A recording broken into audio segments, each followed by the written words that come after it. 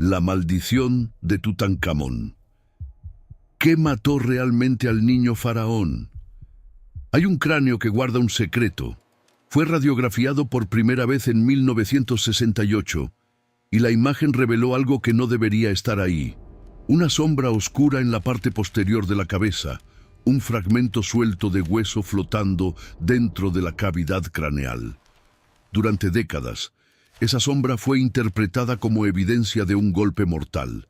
Alguien, pensaron los investigadores, había asesinado a Tutankamón. Alguien cercano al trono, alguien que tenía mucho que ganar con su muerte. Pero esa interpretación, como tantas cosas relacionadas con este faraón, resultó ser una ilusión.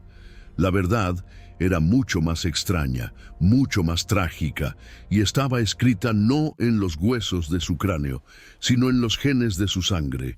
Para entenderla, hay que retroceder más de 3.300 años, hasta un imperio que se desmoronaba por dentro y un niño que heredó las ruinas. Si este tipo de misterios te fascina, considera suscribirte a este canal, porque lo que estamos a punto de descubrir cambiará la forma en que entendemos al faraón más famoso de la historia.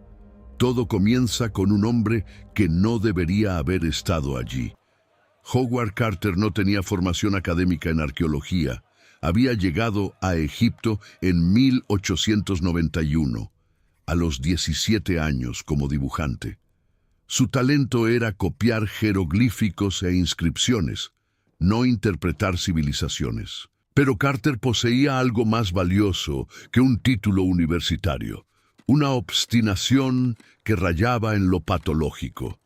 Para 1922, llevaba años excavando en el Valle de los Reyes con el financiamiento de Lord Carnarvon, un aristócrata inglés cuya fortuna provenía de las carreras de caballos y cuya salud había quedado destrozada por un accidente automovilístico en 1901. Carnarvon necesitaba el aire seco de Egipto para sus pulmones. Carter necesitaba el dinero de Carnarvon para excavar. Era una alianza construida sobre la desesperación mutua, y la desesperación se estaba agotando. Después de 5 temporadas sin resultados significativos, Carnarvon había decidido retirar su financiamiento. Carter viajó a la finca de Highclere en Inglaterra, donde le suplicó una última oportunidad, una sola temporada más. Carnarvon accedió, probablemente más por agotamiento que por convicción. Carter regresó al Valle de los Reyes y dirigió su atención a un parche triangular de terreno que había ignorado durante años, cubierto por los restos de cabañas de trabajadores construidas sobre los escombros. El 1 de noviembre de 1922, su equipo comenzó a retirar esas cabañas. 3 días después, el 4 de noviembre, Carter llegó al sitio de excavación alrededor de las 10 de la mañana y encontró a sus obreros en un silencio inusual. Temió un accidente. En cambio, su capataz, Ahmed Gerigar, le informó que habían descubierto un escalón tallado en la roca madre. Un escalón, luego otro, luego 12 más, descendiendo hacia una puerta sellada con yeso y marcada con sellos que Carter reconoció de inmediato. El chacal sobre 9 cautivos, el sello oficial de la necrópolis real. Pero había algo más, cartuchos reales, y el nombre que contenían era uno que la arqueología apenas conocía: Tutankamón.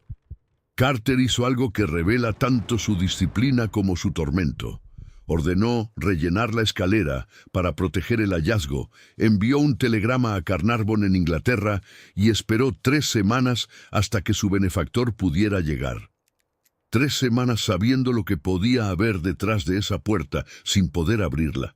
El 26 de noviembre de 1922, Carter, acompañado por Carnarvon, su hija, Lady Evelyn Herbert, y el asistente Arthur Callender, abrió una pequeña brecha en la esquina superior izquierda de la puerta interior con un cincel que su abuela le había regalado para su 17º cumpleaños.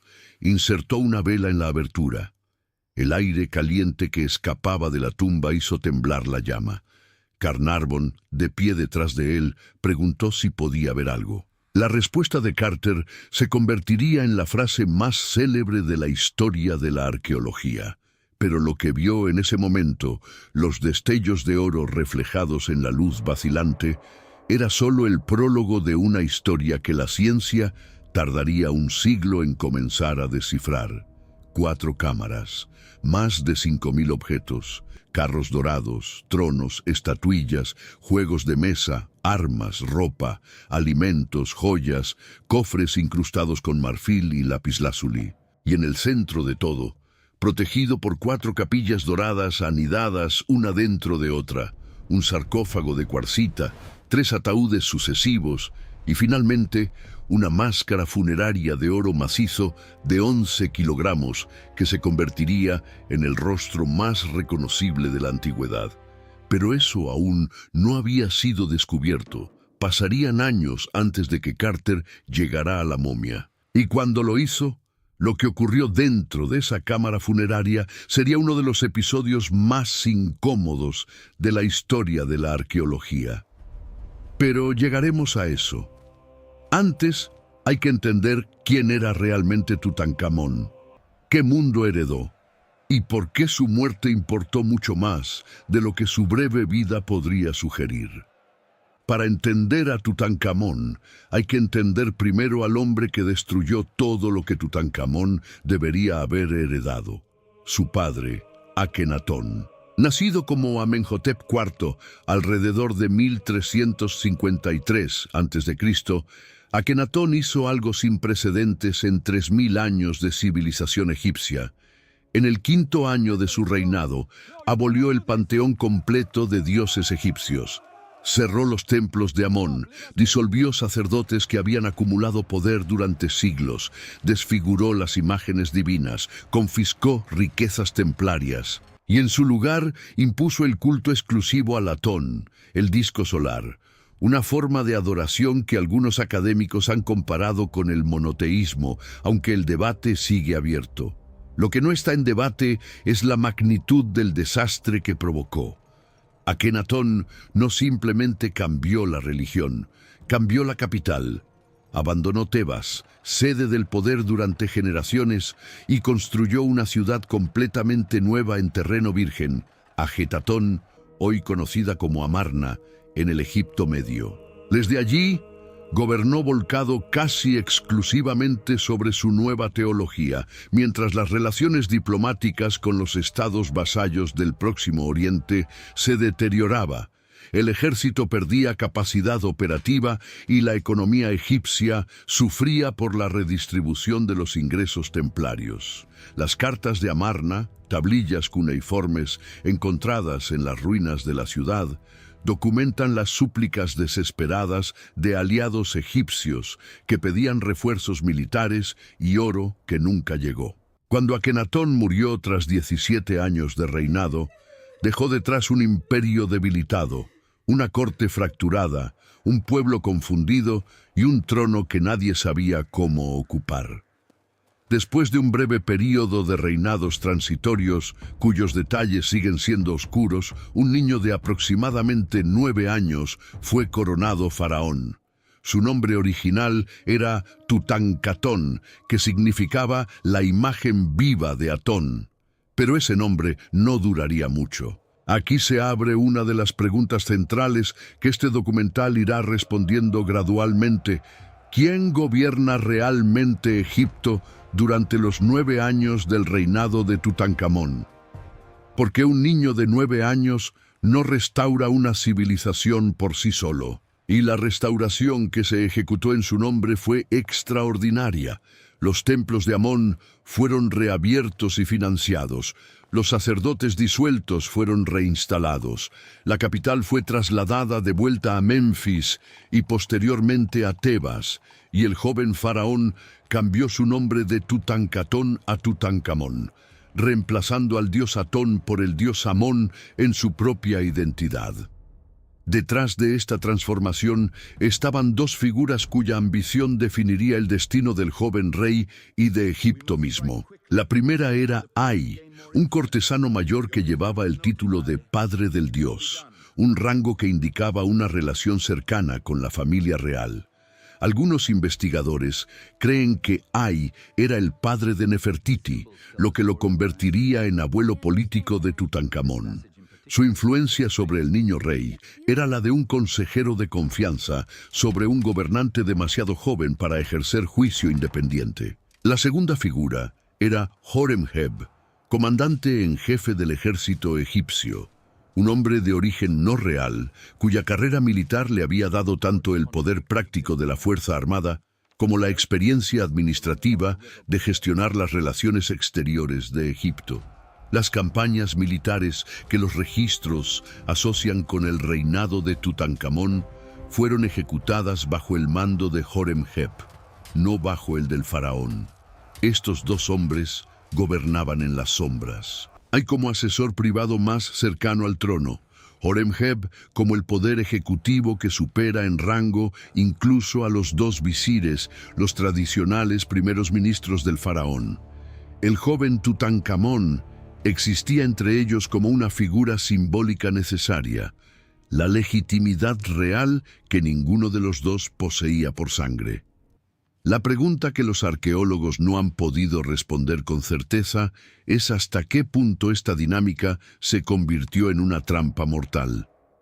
Porque cuando Tutankamón murió a los 19 años, la transición del poder fue sospechosamente ordenada, demasiado ordenada. Pero eso viene después. Primero hay que entender cómo vivió.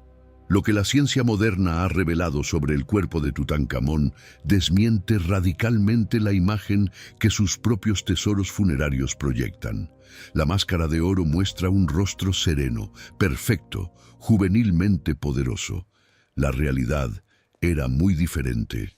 En febrero de 2010, un equipo dirigido por Zahi Hawass, entonces secretario general del Consejo Supremo de Antigüedades de Egipto, publicó en la revista médica JAMA los resultados del estudio genético más exhaustivo jamás realizado sobre momias reales egipcias. El estudio analizó 11 momias mediante pruebas de ADN, tomografías computarizadas y análisis radiológicos, en un proyecto que duró 2 años y que fue replicado de forma independiente en 2 laboratorios separados para autenticar los resultados. Las conclusiones fueron devastadoras. Primero, la identidad de los padres de Tutankamón fue confirmada. Su padre era la momia encontrada en la tumba KV-55, identificada como Akenatón con una probabilidad que el estudio calificó de casi absoluta. Su madre era la momia conocida como la Dama Joven, encontrada en la tumba KV-35. Y aquí vino la revelación más perturbadora. El análisis de ADN demostró que ambos padres eran hermanos, hijos del mismo padre y la misma madre, Amenhotep III y la reina Tille. Tutankamón no era solo el producto del incesto, era el producto de generaciones consecutivas de endogamia dentro de la familia real. Las consecuencias biológicas estaban escritas en cada hueso de su cuerpo. El estudio reveló que Tutankamón padecía paladar hendido, como su padre. Sufría de una enfermedad de Köhler en el pie izquierdo, una condición en la que la falta de suministro sanguíneo destruye progresivamente los huesos del pie, causando dolor crónico. Tenía también un pie equinovaro, una deformidad congénita, y presentaba una forma leve de escoliosis, una curvatura anormal de la columna vertebral. El estudio concluyó que Tutankamón era probablemente un joven frágil que necesitaba bastones para caminar, y efectivamente se encontraron más de 130 bastones y callados en su tumba, algunos con signos evidentes de uso. Aunque investigaciones posteriores han cuestionado si todos esos bastones eran realmente ayudas para caminar y no insignias ceremoniales de poder real, el debate no disminuye la evidencia genética. Este era un faraón cuyo cuerpo había sido comprometido antes de nacer por las mismas prácticas dinásticas que definían la realeza egipcia. Ahora bien, La pregunta que ha obsesionado a la ciencia durante décadas no es cómo vivió Tutankamón, sino cómo murió. Y aquí es donde la historia se vuelve un laberinto de teorías que compiten entre sí, cada una con su propia evidencia, cada una con sus propias debilidades. La primera teoría fue el asesinato. Cuando el anatomista Ronald Harrison radiografió la momia en 1968, descubrió esa sombra en la parte posterior del cráneo, un fragmento de hueso suelto dentro de la cavidad craneal que parecía consistente con un golpe traumático. Durante más de 3 décadas, esta imagen alimentó la hipótesis de que Tutankamón había sido asesinado. Los sospechosos principales eran obvios. Ay, que se convirtió en faraón inmediatamente después de la muerte de Tutankamón, y Horemheb, que sucedió a Ay y borró metódicamente el nombre de todos los faraones del período de Amarna de los registros oficiales. Ambos tenían motivo, oportunidad y los medios necesarios. Pero en 2005, una tomografía computarizada de alta resolución proporcionó la respuesta. El fragmento de hueso no era el resultado de un golpe, era una consecuencia del proceso de momificación. El equipo médico confirmó que no había fracturas perimortem en el cráneo. El asesinato, al menos por golpe en la cabeza, fue descartado. Entonces la atención se desplazó a otra parte del cuerpo. La misma tomografía reveló una fractura en el fémur izquierdo de Tutankamón, justo encima de la rodilla. Y a diferencia de la sombra craneal, esta fractura mostraba signos de haber ocurrido poco antes de la muerte, no durante la momificación. La pregunta inmediata fue si esa fractura había sido suficiente para matar a un joven de 19 años. La respuesta llegó 5 años después, con el estudio de ADN de 2010. El equipo de Hawass no solo analizó los genes de Tutankamón, buscó también patógenos y encontró ADN del parásito Plasmodium falciparum, el agente causante de la forma más grave de malaria, la malaria tropical. Era la evidencia genética de malaria más antigua jamás identificada en momias fechadas con precisión. Además, encontraron rastros de múltiples infecciones de malaria, lo que sugería que la enfermedad había afectado al faraón repetidamente a lo largo de su vida. El escenario que el estudio propuso fue el siguiente. Un joven ya debilitado por múltiples trastornos congénitos derivados de la endogamia, incluida la necrosis ósea en su pie izquierdo, sufrió una fractura súbita en la pierna izquierda, posiblemente por una caída. Esa fractura, en un cuerpo cuyo sistema inmunológico ya estaba comprometido, fue agravada por un episodio severo de malaria tropical. La combinación de la infección parasitaria, la posibilidad de septicemia o embolia grasa derivada de la fractura y la fragilidad general del paciente provocó un colapso multiorgánico. Tutankamón no murió de un golpe en la cabeza. Murió porque su cuerpo, dañado desde antes de nacer, simplemente no pudo resistir una crisis que un adulto sano habría sobrevivido. Pero esta explicación, por exhaustiva que parezca, no ha cerrado el debate. No todos los expertos aceptan las conclusiones del estudio de 2010. Investigadores como Eline Lorentzen y Eske Willerslev, del Centro de Geogenética de Dinamarca, expresaron dudas sobre la metodología del estudio de ADN, argumentando que la contaminación en muestras antiguas es extremadamente difícil de eliminar.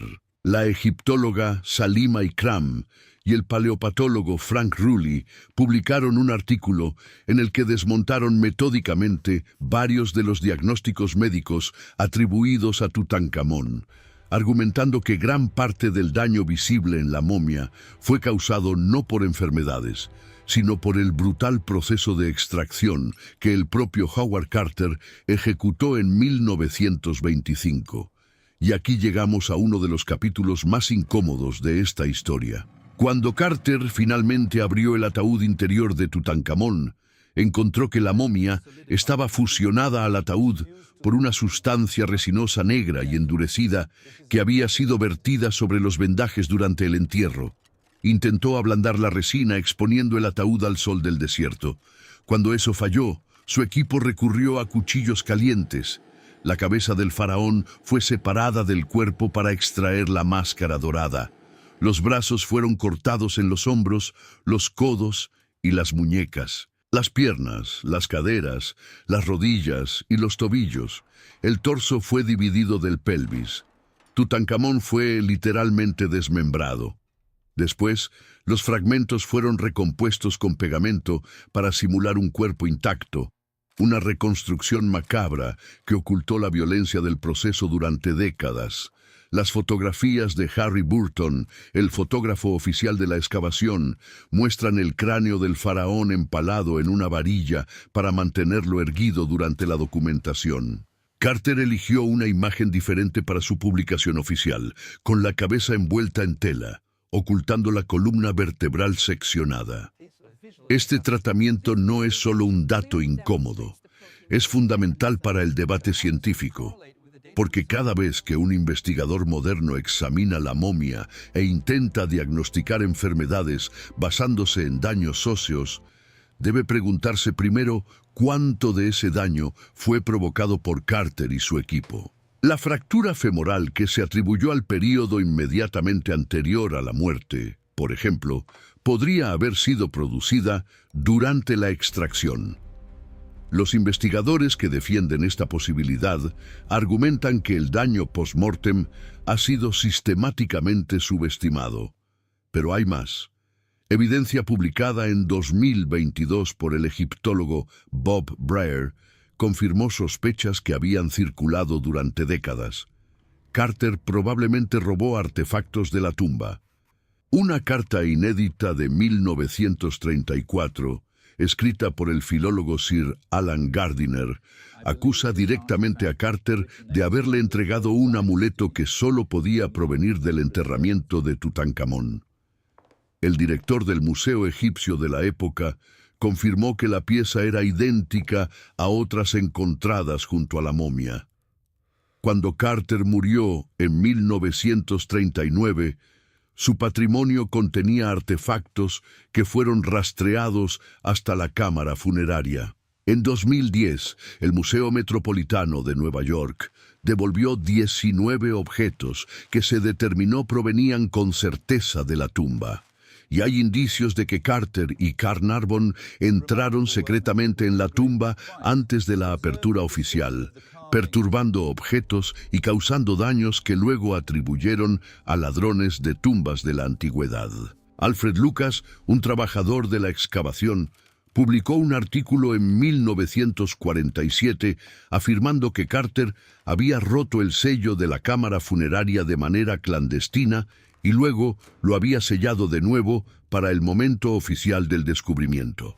Lo irónico es que el hombre que causó más daño a Tutankamón en la era moderna no fue un saqueador anónimo. Fue el mismo arqueólogo quien lo descubrió. Pero volvamos a la muerte del faraón y a lo que ocurrió inmediatamente después, porque aquí la historia toma un giro que parece sacado de una novela de intriga política. Cuando Tutankamón murió alrededor de 1323 a.C., no dejó heredero. Tenía una esposa, Angesenamón, que era también su media hermana. Tuvieron al menos 2 hijas, ambas nacidas muertas. Las momias de estas 2 niñas fueron encontradas en la tumba de su padre, evidencia desgarradora del costo biológico de la endogamia real. Angesenamón quedó sola, sin hijos y sin protección, en un trono que otros codiciaban. Lo que hizo a continuación fue extraordinario. En las ruinas de Hattusa, la capital del imperio hitita en la actual Turquía, se encontraron tablillas cuneiformes que registran una correspondencia asombrosa. Una reina egipcia, identificada en los textos hititas como Dahamunzu, que parece ser una transliteración del título egipcio que significa la esposa del rey, escribió al rey hitita Suppiluliuma I con una petición sin precedentes en la historia diplomática del mundo antiguo. Le decía que su esposo había muerto, que no tenía hijos, que se negaba a tomar como esposo a uno de sus sirvientes y que le suplicaba que enviara a uno de sus hijos para que fuera su marido y gobernara Egipto. Nunca, en toda la historia conocida del antiguo Egipto, una reina había pedido a un enemigo extranjero que gobierna su país. Suppiluliuma, comprensiblemente, no lo creía. Envió un emisario para verificar la situación. Cuando recibió confirmación y una segunda carta aún más desesperada, finalmente accedió y envió a su hijo Sanansa a Egipto. El príncipe hitita nunca llegó. Murió en el camino, casi con certeza asesinado. Los registros hititas culpan directamente a los egipcios. La sospecha ha recaído históricamente sobre Ay, que se convirtió en faraón inmediatamente después de la muerte de Tutankamón, y aparentemente se casó con Angesenamón para legitimar su ascenso.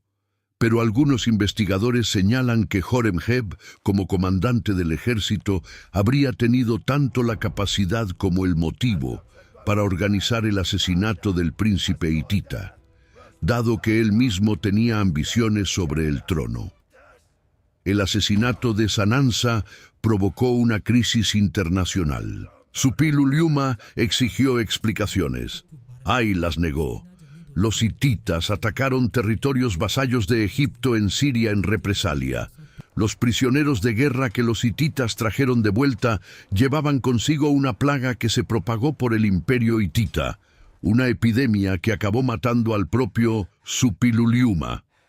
La muerte de un joven faraón egipcio había desencadenado una reacción en cadena que alteró el equilibrio de poder en todo el Próximo Oriente Antiguo. Angesenamón, mientras tanto, desapareció de la historia.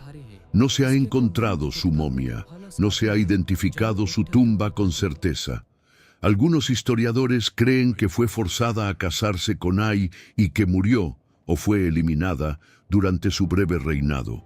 Un anillo de vidrio azul con los cartuchos de Ay y Angesenamón ha sido citado como evidencia del matrimonio, aunque su autenticidad ha sido cuestionada. Sea cual sea la verdad, lo que resulta claro es que la muerte de Tutankamón dejó un vacío de poder que fue llenado no por la ley dinástica, sino por la fuerza y la manipulación. Ay reinó solo 4 años antes de morir. Su sucesor fue Horemheb, quien completó la destrucción del período de Amarna con una eficiencia metódica que resulta escalofriante. Horemheb borró los nombres de Akenatón, Nefertiti, Tutankamón y del propio Ay de los registros oficiales. Demolió la ciudad de Amarna para usar sus bloques como relleno en sus propios monumentos. Se apropió de los relieves de Tutankamón, reemplazando los cartuchos del joven faraón con los suyos propios. En las listas reales oficiales, hizo que su reinado apareciera como si comenzara inmediatamente después del de Amenhotep III, borrando 30 años de historia como si nunca hubieran existido. Los faraones del período de Amarna se convirtieron en fantasmas. Y aquí reside la ironía suprema de esta historia. La damnatio memoriae que Horemheb ejecutó contra Tutankamón, el acto deliberado de hacer que desapareciera de la historia, fue exactamente lo que preservó su tumba durante más de 3000 años. Los ladrones de tumbas de la antigüedad saquearon sistemáticamente las sepulturas del Valle de los Reyes, pero no puedes robar una tumba que no sabes que existe. Sin nombre en los registros, sin referencia en los monumentos, cubierta eventualmente por los escombros de las cabañas de trabajadores que construyeron tumbas posteriores, la sepultura de Tutankamón quedó oculta, intacta, esperando a un dibujante inglés obstinado que se negaba a aceptar que no quedaba nada por encontrar. Pero la tumba misma también guarda preguntas sin responder. En 2015, el egiptólogo Nicholas Reeves publicó un estudio basado en escaneos láser de alta definición y fotografía a color de las paredes de la cámara funeraria, en el que propuso que existían puertas ocultas detrás de los muros norte y oeste. Su hipótesis era provocadora. La tumba de Tutankamón no había sido construida originalmente para él. Era una tumba más pequeña, posiblemente destinada a otro miembro de la familia real, quizás Nefertiti, que había sido adaptada apresuradamente cuando el joven faraón murió inesperadamente. Las cámaras ocultas, según Reeves, podrían contener el entierro original de la reina. La propuesta generó una avalancha de atención mediática. Un primer escaneo con radar de penetración terrestre, realizado en 2015 por el especialista japonés Hirokatsu Watanabe, sugirió la presencia de vacíos detrás de las paredes. Un segundo escaneo, realizado en 2016 por un equipo de National Geographic, no confirmó los resultados. Los datos eran contradictorios. El Ministerio de Antigüedades de Egipto comisionó un tercer estudio definitivo, ejecutado en febrero de 2018 por un equipo italiano del Politécnico de Turín, utilizando 3 sistemas de radar con múltiples bandas de frecuencia, desde 150 MHz hasta 3 GHz. El veredicto fue concluyente. No se encontró evidencia de cámaras ocultas adyacentes a la tumba de Tutankamón. Los investigadores concluyeron que las anomalías detectadas en el primer escaneo habían sido probablemente señales fantasma, reflejos de radar que viajaron a lo largo de la superficie de las paredes en lugar de penetrarlas.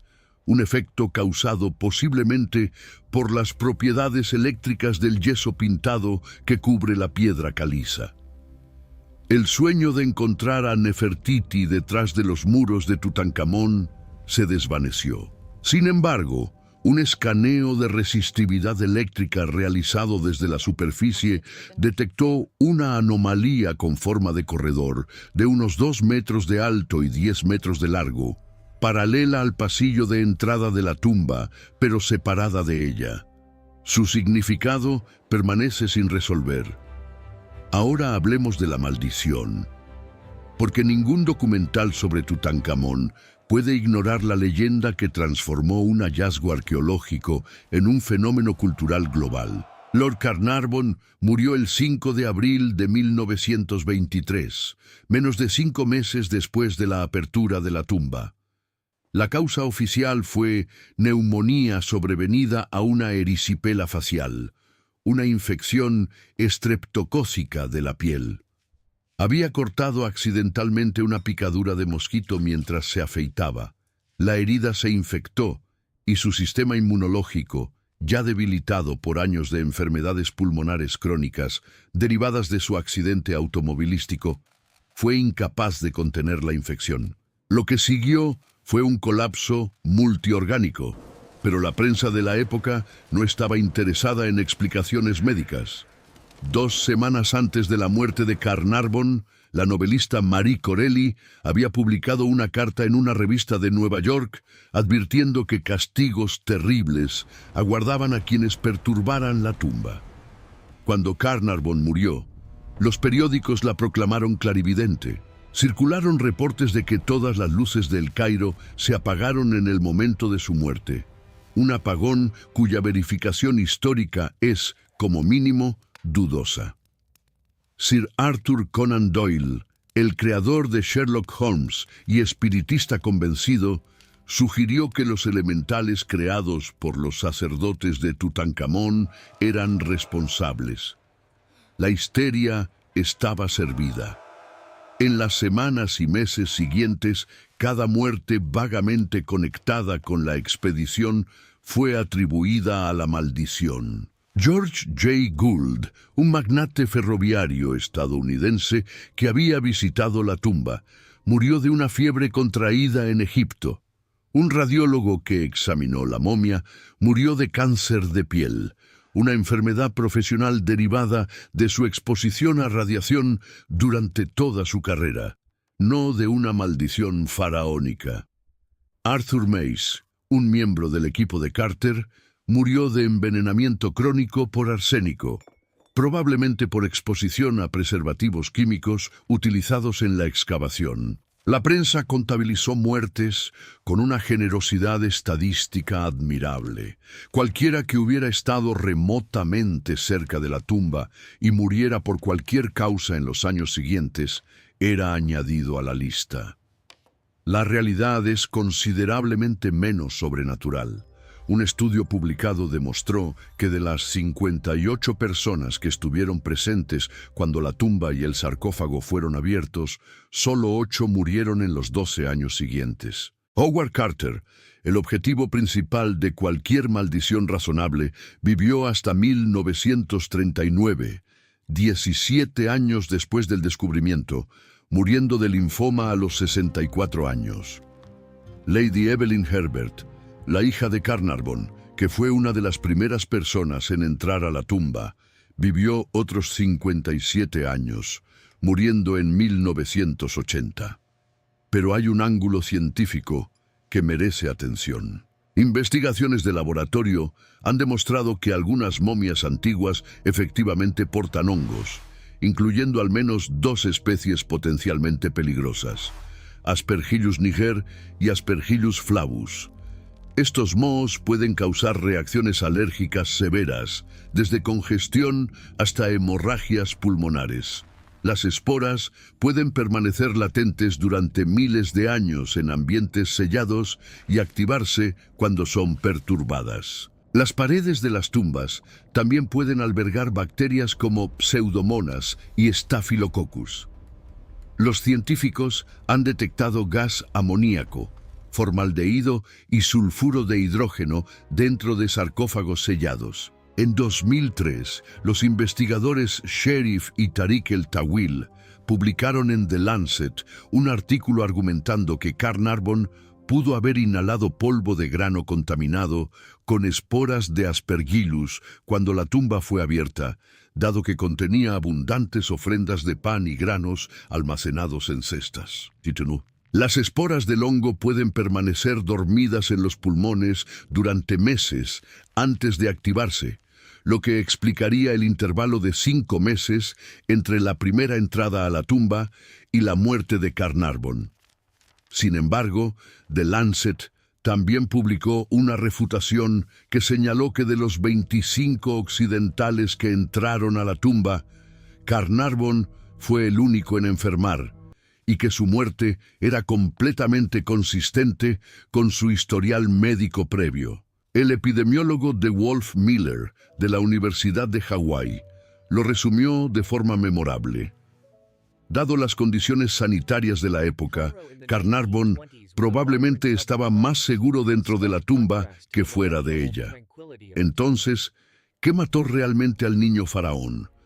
La respuesta más honesta que la ciencia puede ofrecer en este momento es una combinación de factores tan entrelazados que resulta imposible aislar uno solo. Tutankamón era el producto de generaciones de endogamia real.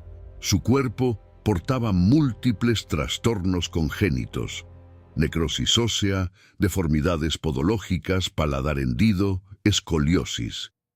Su sistema inmunológico había sido comprometido repetidamente por infecciones de malaria, y en algún momento cercano a su muerte sufrió una fractura severa en la pierna izquierda que, combinada con un nuevo episodio de malaria, probablemente desencadenó una cascada de complicaciones que su cuerpo ya fragilizado no pudo resistir. Pero incluso esta explicación, la más aceptada por la comunidad científica, lleva un asterisco, porque la momia fue tan profundamente dañada por el proceso de extracción de Carter que resulta difícil distinguir con certeza absoluta el daño premortem del daño moderno, y porque los estudios de ADN antiguo siguen siendo una disciplina joven, donde la contaminación y la degradación de las muestras plantean desafíos metodológicos que no todos los investigadores consideran resueltos.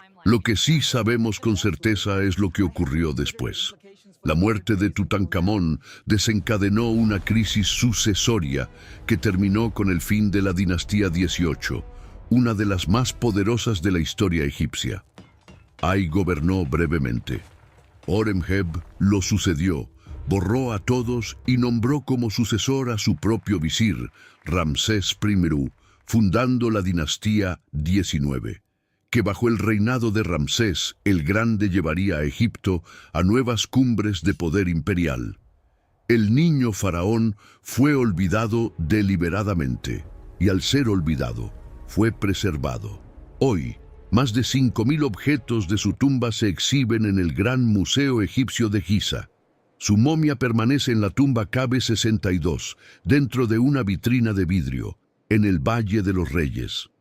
Es la única momia real que sigue en su lugar original de entierro. Cada año miles de visitantes descienden la escalera que Carter descubrió en 1922 y contemplan la cámara donde un niño enfermo fue enterrado con más riqueza de la que la mayoría de los faraones disfrutaron en vida. La paradoja final de Tutankamón es esta: fue un rey menor, enfermo, manipulado por asesores más poderosos que él, cuyo reinado se dedicó a reparar un desastre que no causó.